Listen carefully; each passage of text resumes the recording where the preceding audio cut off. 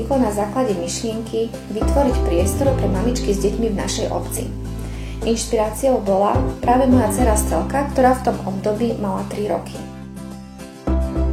Momentálne má Harmonia 9 aktívnych členov, ktorí sa spolu podieľajú na chode materského centra. Som spoluzakladateľkou materského centra a aktívne sa spolu podieľam na činnosti tohto materského centra. V podstate navštevujeme tieto naše aktivity od založenia, od roku 2013. Čo povieme, Nelly? Chodíme do našho centra veľmi radi? Áno.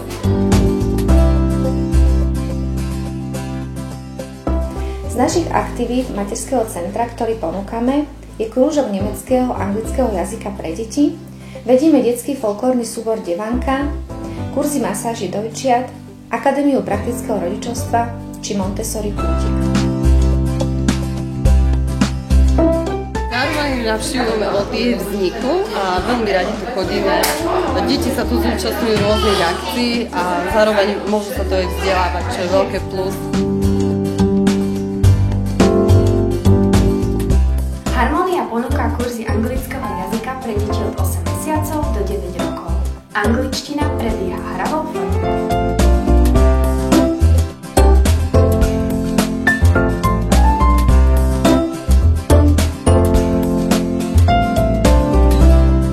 V našom materskom centre v rámci aktivity hráme sa na Montessori, využívame Montessori pedagogiku. Chodia k nám už detičky od 18 mesiacov do 4,5 roka.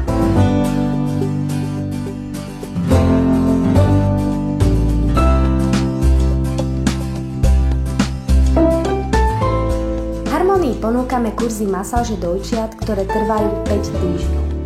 Výhodami masáže sú vytváranie a upevňovanie citovej väzby, uvoľnenie tela a mysle bábätka, pomáha pri tráviacich ťažkostiach.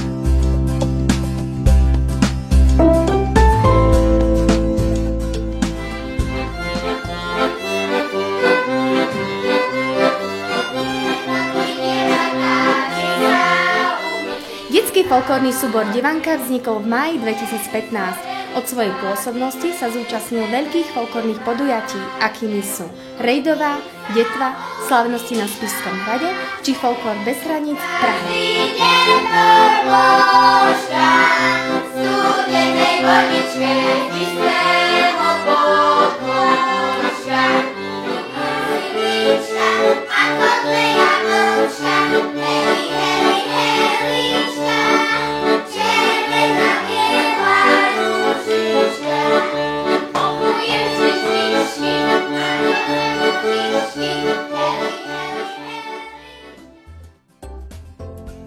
Materské centrum Harmonia sa snaží vychovať komunitu rodičov, ktorým záleží na tom, ako vychovajú svoje deti.